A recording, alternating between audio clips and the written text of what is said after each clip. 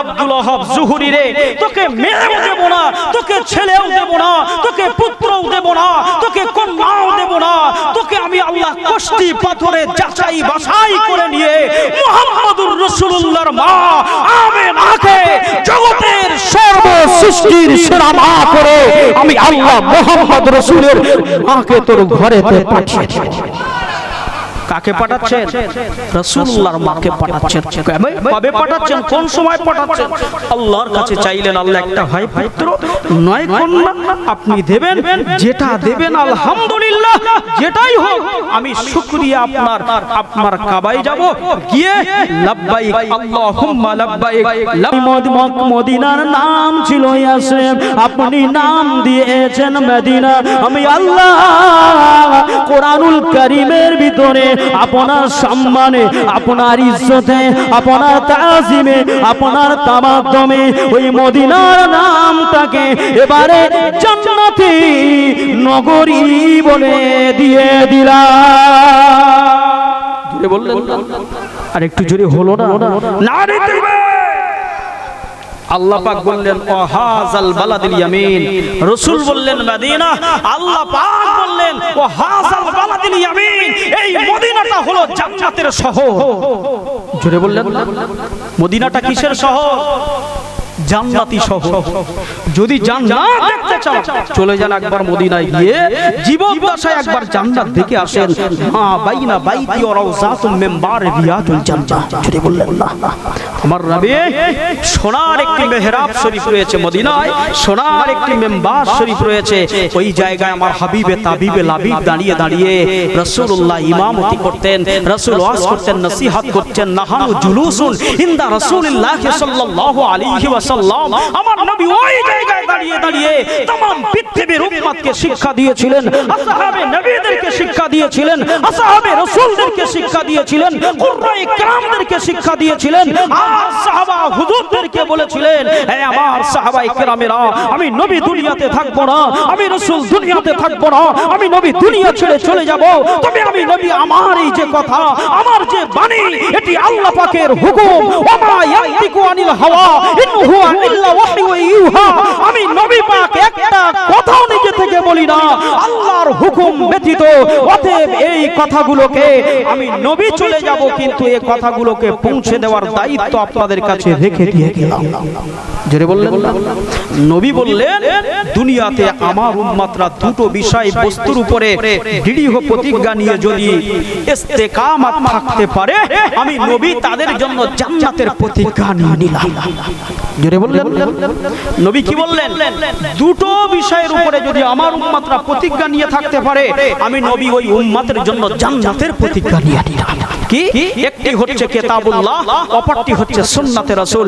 রাসূল বললেন যে যারা আমার কিতাবুল্লাহ ও সুন্নাতে রাসূল দুটোকে অনুসরণ করতে পারবে, আঁকড়ে ধরে রাখতে পারবে, তারা কোশ্চিনকালে গোমরা হবে না, তারা গোমরা হবে না, তারা গোমরা হবে না। অন্য হাদিসে রাসূল বলেছে আমার উম্মতরা দুটো জিনিসের হিফাজত করবেন, ওয়া ইয়াহফাযু ফুরুদাহুম। একটি হলো দুই পায়ের মাঝখানের যে অঙ্গ, গুপ্তঙ্গ, আর অপরটি হলো হাফিজুল লিসান, যে জিহ্বা। এই জিহ্বা ছাড়া কথা বলা সম্ভব? নবী বলছে এই দুটোকে যারা হেফাজত করবে, আমি নবী তাদের জন্য জান্নাতের জিম্মাদার হয়ে গেলাম। জোরে বললেন? একটু দরুদ শরীফ আল্লাহুম্মা, প্রাণ খুলে পড়ে ওয়া আলা আলি সাইয়্যিদিনা। আমার এই কণ্ঠে তুমি তোমার ওই বাণী তুলেছ, বুকের দেরাজ তুমি কোরআনের স্থান দিয়েছ। এত ভালোবাসো কেন মালিক আমার, কি করে শুকর তার করি আদায়। এত ভালোবাসো কেন মালিক আমার, এত ভালোবাসো কেন মালিক আমার। পৃথিবীর দিকে দিকে অযুদুরীদের কণ্ঠ আমার নামে তোমার গীতে, পৃথিবীর দিকে দিকে অযুদ ফিকে দাও ফিকে আমার নিয়ামত বেসমার দাও ফিকে আমার নিয়ামত বেসমার পথে চলি তোমারই আশায় এত ভালোবাসো কেন মালিক আমার এত ভালোবাসো কেন মালিক আমার আমার এই কণ্ঠে তুমি তোমার ওই বাণী তুলেছো বুকের দেরাজ তুমি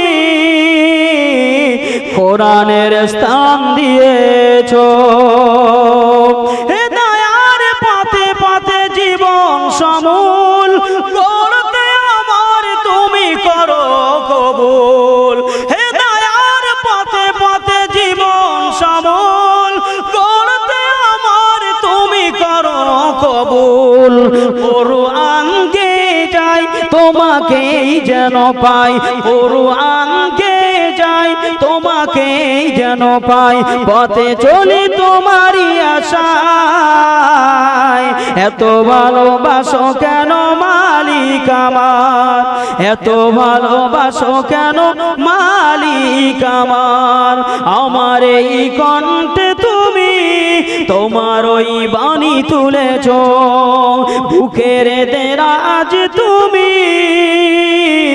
কোরআনের স্থান দিয়েছো আল্লাহুম্মা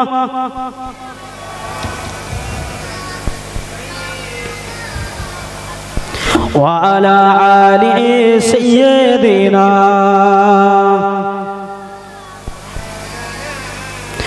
আমার নওজওয়ানেরা তরুণেরা আল্লাহ নবী দিন দুনিয়ার বাদশা আমার রাসূলুল্লাহ নবী আম্মা জান আমেনা আপনার কিনা গর্ভের মধ্যে 6 মাস এই আলোচনা কোথা থেকে শুরু করেছি বুঝতে পারছেন তো রাসূলুল্লাহর আব্বাজানকে বন্ধুর সঙ্গে কোথায় পাঠিয়েছে ব্যবসায় পাঠিয়েছে ব্যবসা সেরে বাড়িতে আসবার পথে মক্কা আর মদিনা মক্কা এবং মদিনার মাঝখানে একটি জায়গার নাম হলো আওয়াবা কি নাম বললাম আওয়াবা এই আওয়াবাটা হলো বদরের ময়দান থেকে একটু মক্কার দিকে আসতে কিছুটা এসে পড়ে আল্লাহ আমাকে দেখিয়েছে আমি দেখে এসেছি 6 বছর 7 বছর আগে গিয়েছিলাম আল্লাহ নিয়ে গেছিল যারা হাজী সাহেব গিয়েছেন দেখে এসেছে এই আওয়াবা নামক জায়গায় এইখানটাই হচ্ছে আব্দুল্লাহ হুজুরের নানুর বাড়ি জোরে বলো অর্থাৎ আব্দুল মুত্তালিব হুজুরের শ্বশুর বাড়ি ওই মদিনায় আওয়াবা জায়গায় জোরে বললেন এইখানে কাছাকাছি এসে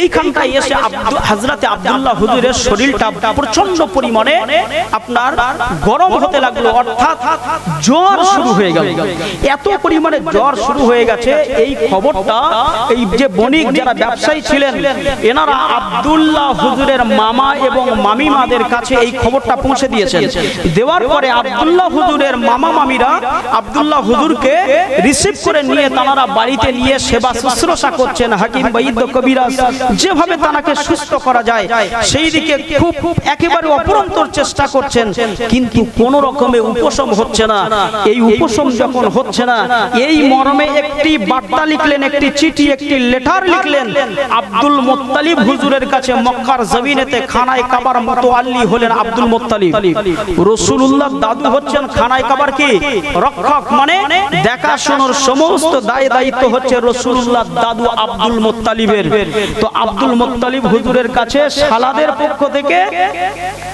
একটা চিঠি পাঠানো হচ্ছে দুলা ভাইয়ের কাছে যে দুলা ভাই আপনার ছোট ছেলে আব্দুল্লাহ হুজুররা 10 ভাই ছিলেন এই কথা যদি বলি 1-1.5 ঘন্টা লেগে যাবে অনেক সময় সংক্ষেপ যে এই মর্মে চিঠি লিখলেন যে আমাদের ভাগনা আব্দুল্লাহ সে ব্যবসা থেকে ফেরার পথে শরীরটা প্রচন্ড পরিমাণে অসুস্থ হয়ে পড়েছে প্রচন্ড জ্বর আমরা তাকে প্রচুর পরিমাণে চেষ্টা করেছি এবং চেষ্টা এখনো করছি কোন রকমে উপশম হচ্ছে না তো আপনি আব্দুল্লাহর ব্যাপারে একটু চিন্তা ভাবনা করেন এই চিঠিটা পাঠানোর পরে হযরতে রাসূলুল্লাহর বড় চাচা অর্থাৎ আব্দুল্লাহ হুজুরের বড় ভাই আব্দুল মুত্তালিবের বড় ছেলে নাম তার হারেস কি নাম বললাম নাম তার হারেসকে আব্দুল মুত্তালিব হুজুর ডাক দিলেন এ বাবা হারেস চলে এসো বাবা শোনো যাও চলে যাও ময়দানে যাও গিয়ে সবচেয়ে হিষ্ট পুষ্ট শক্তিশালী দ্রুতগামী একটা উট নিয়ে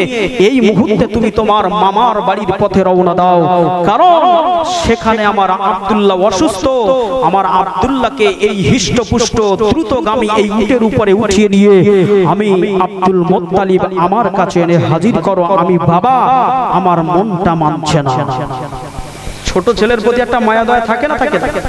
মুসলমান ঘরের ছেলে মেয়ের আব্বারা, ও পদ্মপুকুরে নবীর আশিক উম্মতি গণেরা, নবীর কথা শুনতে গেলে, নবীর রোকেয়া শুনতে গেলে, নবীর তারিখটা শুনতে গেলে আগেতে আপনার রাসূলুল্লাহর প্রথম আমার নবী পাকের আব্বা জানের পরিচয়, আমার নবী পাকের আম্মা জানের পরিচয়, আমার নবী পাকের আব্বা দাদু জানের পরিচয়, আমার নবী পাকের নানি জানের নানু ও মায়ের পরিচয়, নানু জানের পরিচয় এটা জানতে হবে।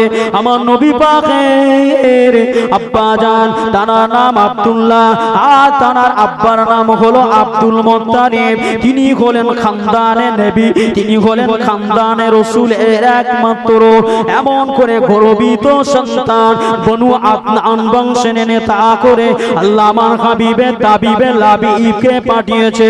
আমার নবী নূরে মুজাসসামকে আল্লাহ পাঠিয়েছে।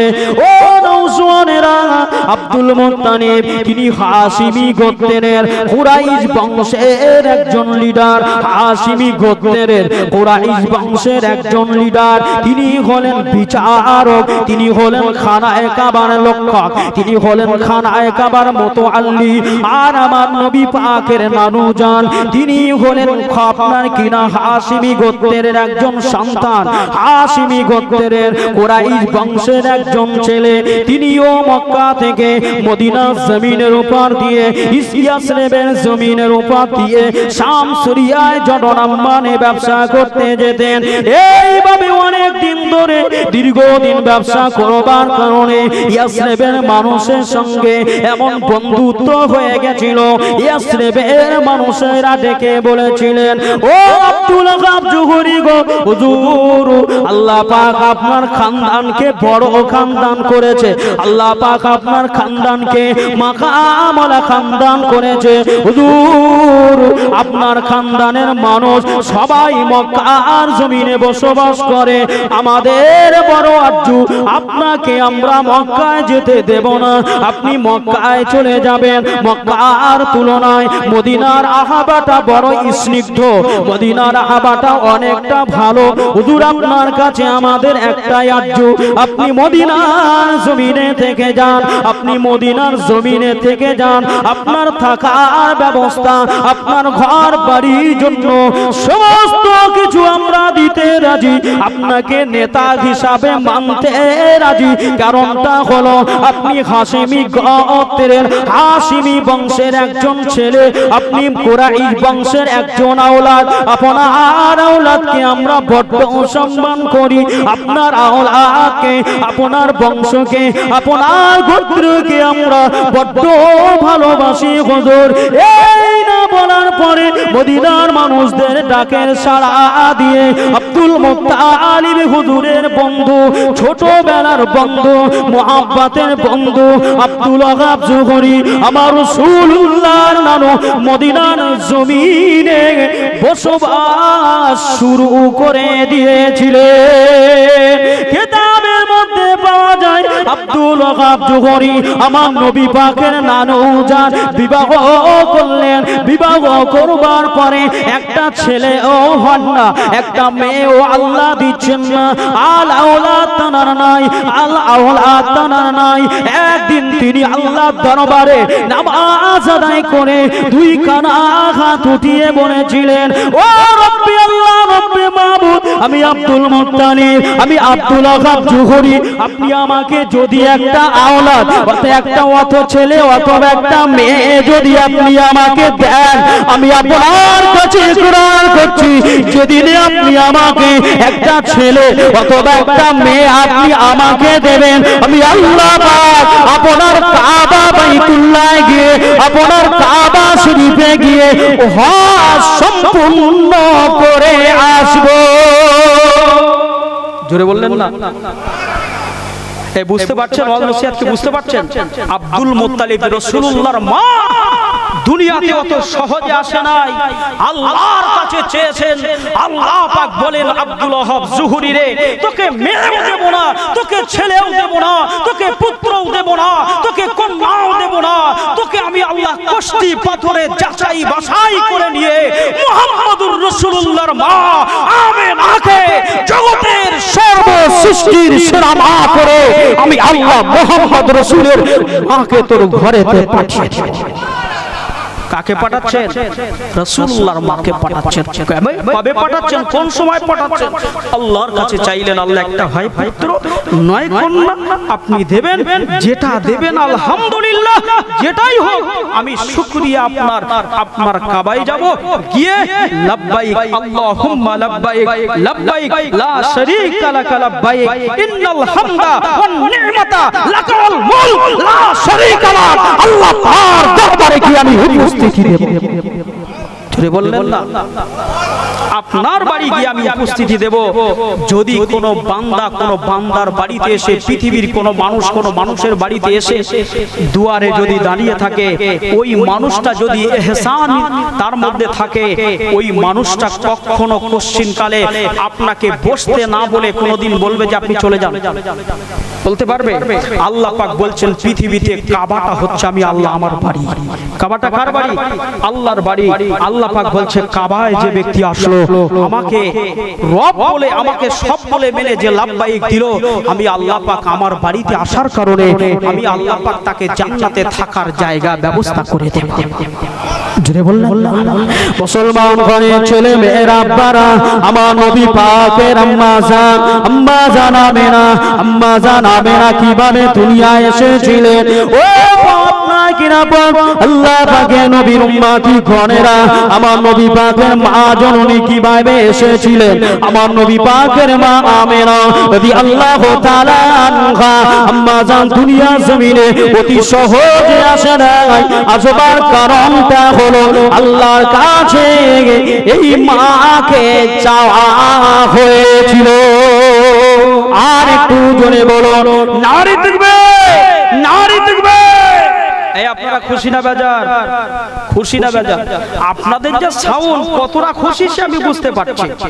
আপনাদের যে সাউন্ড কত খুশি, আপনারা বলছেন আয়লা না আসলে আমরা ছাড়বো না, বুঝলেন না? হারিকেন না আসলে ছাড়বো না। খুশি যদি হন তো অন্তর ছেড়ে, অন্তর থেকে একেবারে কণ্ঠ ছেড়ে আওয়াজ দেন। আপনারা খুশি না বেজার? খুশি। খুশি যদি হয়ে থাকি সকলে বলি আলহামদুলিল্লাহ। আজকে জশ্নে মিলাদে মুস্তাফা, ঈদে মাউলুদুন নবী আল্লাহ পাক কবুল করেন, বলুন আল্লাহুম্মা আমিন। আমি গুনাহগার, আপনাদের ছেলে, আপনাদের ভাই, যা কিছু আলোচনা করলাম ত্রুটি বিচ্যুতি আল্লাহ কারে সকলেই ক্ষমা করবেন। এখন আপনাদের সম্মুখে এসেছেন আমার জনাব হযরত মুহতারাম ভাই মাওলানা মোহাম্মদ রফিকুল ইসলাম জাফরি সাহেব ভাই, সুদূর নদিয়া জেলা থেকে এসেছেন। ভাইয়ের সঙ্গে খুব ভালো সম্পর্ক আলহামদুলিল্লাহ আমার আছে। সম্পর্ক আছে না নাই? ভাই এসেছেন আপনাদের কাছে আলোচনা করবেন, খুব ভালো তিনি আলোচনা করেন, আলোচনা করবেন। ভাইয়ের পরপরই আওলাদে মুজাদ্দিদুজ জামান আমাদের ভাইজান তিনি আসবেন, নসিহত করবেন। এখনো যারা ইতি বিক্ষিপ্ত ভাবে ছড়িয়ে ছিটিয়ে রয়েছেন, পাক মাহফিলের ইজ্জতের দিকে তাকিয়ে, তাজিমের দিকে তাকিয়ে, তামাদ্দুমের দিকে তাকিয়ে আল্লাহর রাস্তায় সকলে এসে পাক মাহফিলে এসে জমে জমে বসে যান। দরুদ শরীফ আল্লাহুম্মা সাল্লি আলা